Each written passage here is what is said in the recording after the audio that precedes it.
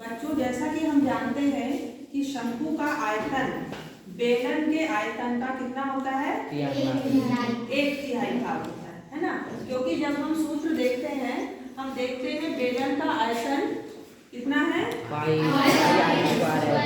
हाँ, और शंकु का आयतन कितना है? 1/2 मतलब पाई आर स्क्वायर एच दोनों में है, लेकिन शंकु के आगे लिखा है 1/3, यानी शंकु का आयतन बेलन के आयतन का 1/3 भाग होता है। तब जबकि दोनों की ऊंचाई समान हो, बेलन की जितनी ऊंचाई है उतनी ऊंचाई शंकु की हो, और उनके आधार की त्रिज्या भी बराबर हो। बेलन का आधार वृत्ताकार होता है ना? ये बेलन है, बेलन का आधार कैसा है? वृत्ताकार है ना? और शंकु का आयतन भी कैसा है? वृत्ताकार। तो शंकु का आधार की त्रिज्या जितनी हो उतनी ही बेलन के आधार की त्रिज्या हो, तो दोनों बराबर और इनकी ऊंचाई भी बराबर। यहाँ पर एक शंकु और एक बेलन लिया गया है जिनकी ऊंचाई कितनी है? समान है। दोनों की ऊंचाई समान ली गई है और दोनों के आधार की त्रिज्या भी समान ली गई है। ठीक, तो अब हम ये प्रैक्टिकल के द्वारा देखेंगे कि क्या वास्तव में शंकु का आयतन बेलन के आयतन का 1/3 होता है कि नहीं होता है। ठीक है, तो इसमें शंकु में हम रेत भर रहे हैं। ठीक है, तो ये उसका पूरा आयतन कवर करेगा रेत, और उस रेत को हम किस में डालेंगे? बेलन में डालेंगे। ठीक है, उसको हम बेलन में पलटेंगे और फिर देखेंगे कि इस शंकु को कितनी बार हम भर के इसमें डालें तो कितनी बार में ये बेलन पूरा भर जाता है। चलो रंजीत, इसमें भरो। हाँ, इसमें शंकु को पूरा फिल करना है ऊपर तक और इसको बेलन में डालना है।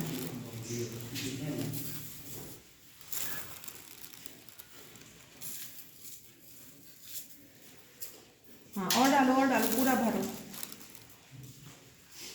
हाँ, अच्छे से पकड़ना, शंकु टूटने ना चाहिए, है ना? ये देखो, थोड़ा सा और आ जाएगा। हाथ से दबा। हाँ, ठीक है, ये भर गया। अब इसको सावधानी से इसमें डाल दो जिससे कि रेत बाहर ना गिरे, नहीं तो वो कम ना हो जाएगा। ये देखो, ये इतना भाग बेलन का भर गया। अब इसको एक शंकु डाले, अभी बेलन इतना आया है, बेलन में रेत इतनी भरी। ठीक है, अब दूसरा शंकु भर रहा है।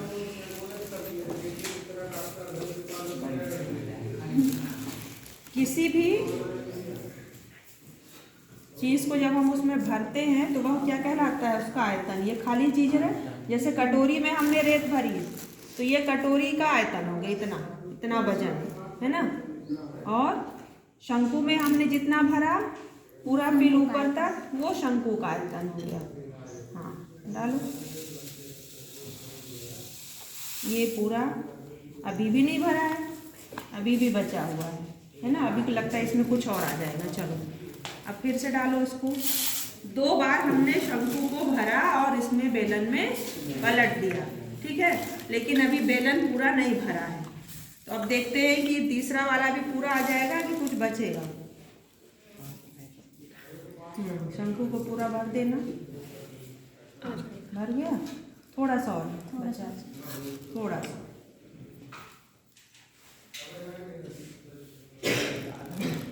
ठीक, अब इसको इसमें डालो।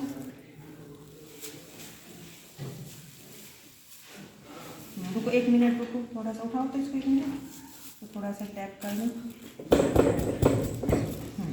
अब डालो। हाँ, डाल दो आ जाएगा, पूरा आ जाएगा।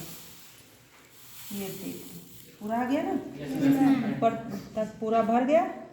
हमने 3 बार शंकु को पूरा भर के लिया और ये बेलन समान त्रिज्या और समान ऊंचाई का बेलन था, तो ये पूरा इसमें, ये देखो, ये पूरा भर गया ना, है ना? ऐसे ही हमने 3 बार भर के शंकु लिया और ये पूरा इसको भर दिया। यानी कितने शंकु लगे इस बेलन को भरने में?